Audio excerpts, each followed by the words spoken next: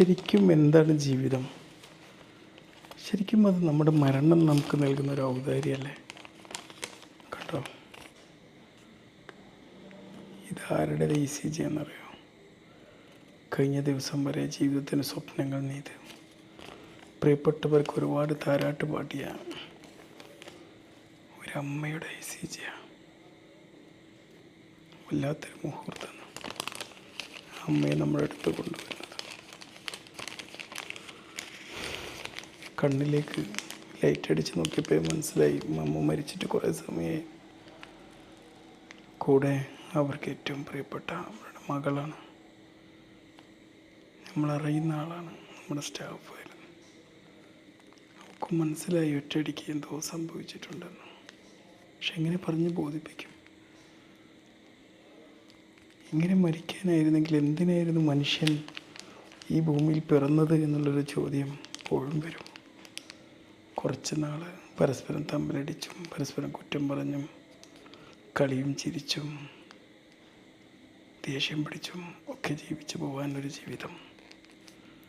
ഈ ദേഷ്യപ്പൊടിയും കുറ്റപ്പെടുത്തലും പരസ്പരം അസൂയപ്പെടലും ഒക്കെ ഒരു കളിതമാശയാണെന്ന് തോന്നുന്നൊരു നിമിഷം എപ്പോഴെന്നറിയോ?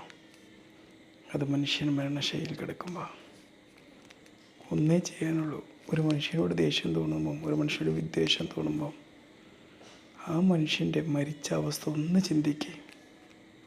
തിരിച്ചങ്ങോട്ട് ദേഷ്യം വരില്ല.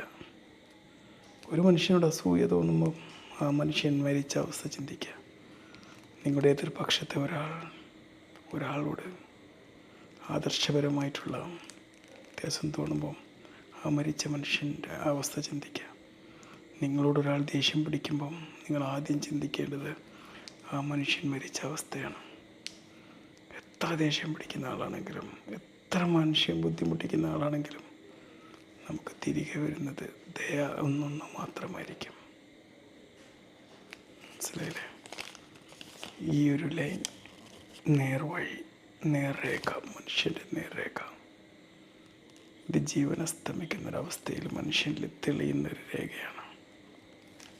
Straight ECG.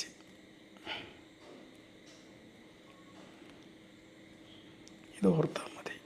നമുക്ക് ജീവിതത്തിൽ ഏറ്റവും മൂല്യവർത്തായ ജീവിതം കാഴ്ചവെക്കാൻ, ഒരാളോടും തിരിച്ചങ്ങോട്ട് ദേഷ്യം പിടിക്കാതിരിക്കാൻ ഈ ഒരു കാര്യം മാത്രം മനസ്സിലുണ്ടായാൽ മതി.